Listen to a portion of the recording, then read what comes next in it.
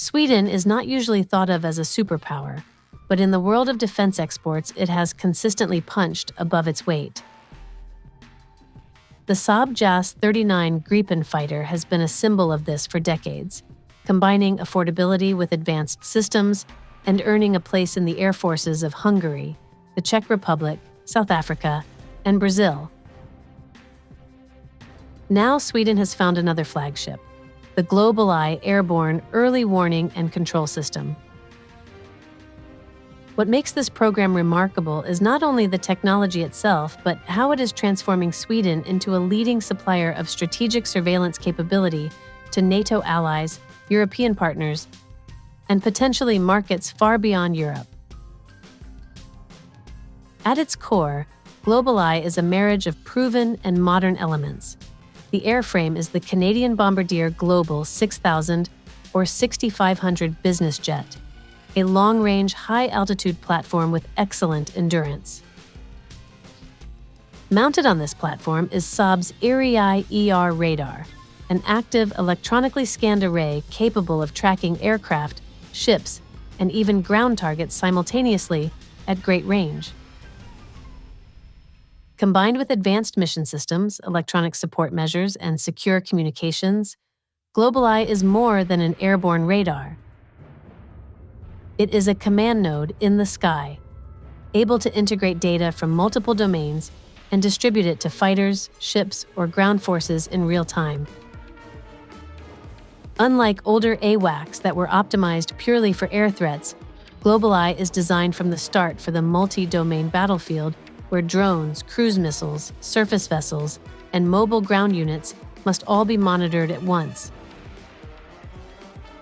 For Sweden itself, GlobalEye replaces the aging Saab 340 AEW&C fleet, known locally as ASC 890. Those aircraft carried an earlier version of the AWACS radar and provided valuable airborne surveillance for decades, but their limited range and payload were becoming liabilities. GlobalEye represents a generational leap in capability, with ranges extended by hundreds of kilometers, endurance far longer than the turboprop Saab 340, and mission systems tailored to modern threats. In fact, Sweden has even donated some of its Saab 340s to Ukraine, confident that the future lies with GlobalEye.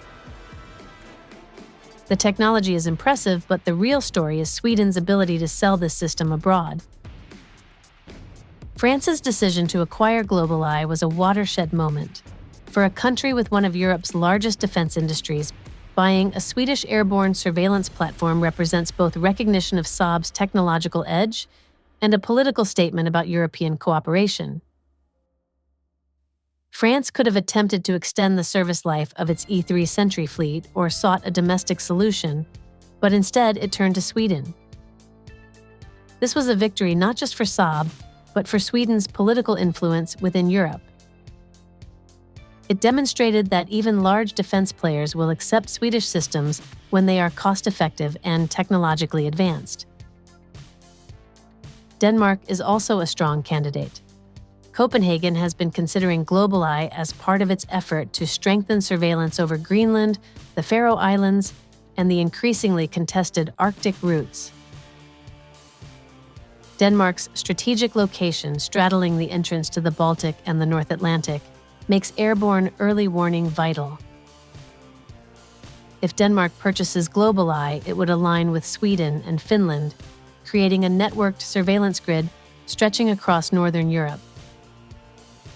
This would not only provide NATO with far greater domain awareness over the Baltic Sea, but also extend coverage deep into the Arctic, where Russia and increasingly China are showing interest.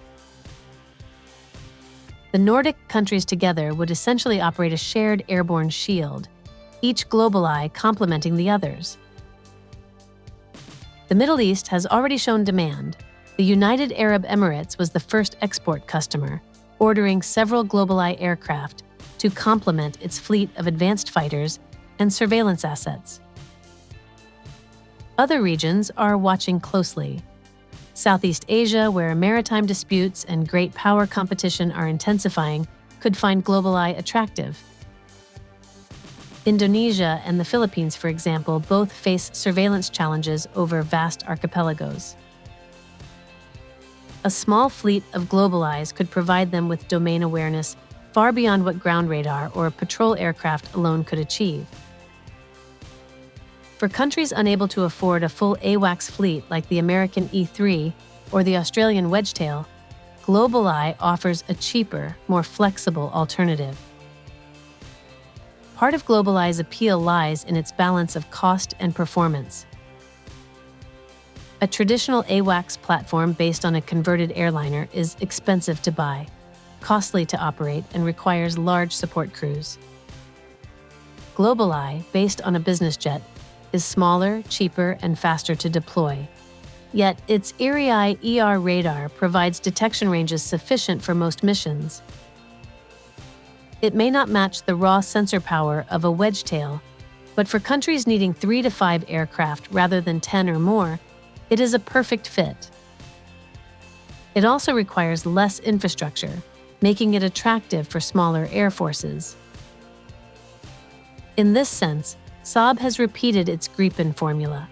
Not the biggest or flashiest system, but one that delivers 80% of the capability at 50% of the cost, wrapped in a package that emphasizes autonomy, reliability, and user-friendliness.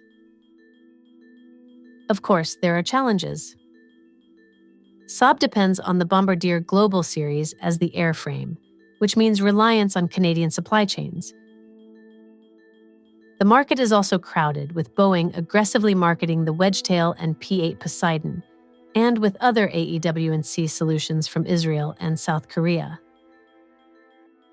Furthermore, while GlobalEye is designed to integrate into NATO networks, some customers may still prefer systems with American backing to ensure full compatibility with U.S. command and control. Saab will need to prove that GlobalEye is not just technologically competitive, but politically acceptable to partners who balance procurement decisions with alliance politics. Nonetheless, the political significance of GlobalEye sales cannot be overstated. By exporting this system, Sweden is not merely earning revenue, it is embedding itself more deeply into the security architecture of Europe and NATO.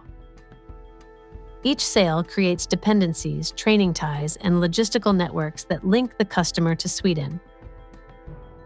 This is a form of security diplomacy, where industrial exports translate into political influence. For a country that has only recently joined NATO, this is a powerful way to assert relevance and contribute meaningfully to the alliance.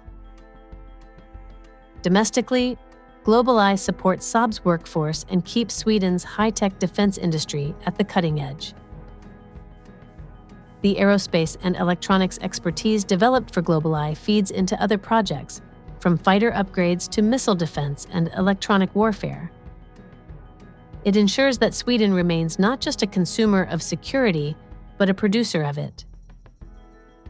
As defense budgets rise across Europe in the wake of Russia's war against Ukraine, being a credible supplier positions Sweden to benefit both economically and politically. Looking ahead to 2030, one can imagine a scenario where GlobalEye has become the default choice for small and mid-sized air forces needing AEW&C. NATO's northern flank could be protected by an integrated fleet from Sweden, Denmark, and Finland. France might use its GlobalEyes to coordinate air and naval forces in the Mediterranean or Africa.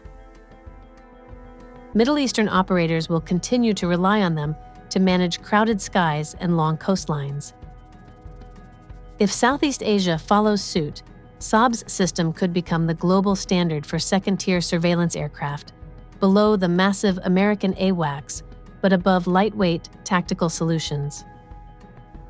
The lesson here is that small states can achieve global impact by focusing on niche capabilities where they excel. Sweden cannot build heavy bombers or nuclear submarines, but it can design world-class surveillance aircraft that meet the needs of allies. GlobalEye represents not just a technological triumph, but a strategic one. It has allowed Sweden to position itself as indispensable within NATO, a trusted supplier to Europe, and a potential partner for countries far outside its immediate region. The rise of GlobalEye shows that in modern defense, size is less important than relevance. By offering a solution to one of the most pressing problems in contemporary warfare, the need for reliable multi-domain surveillance, Sweden has made itself far larger than its population or geography would suggest. Each new export deal cements that role, turning a small Nordic nation into a pivotal actor in the global defense market. The GlobalEye may fly under the Swedish flag, but in many ways it is becoming the eyes of many nations,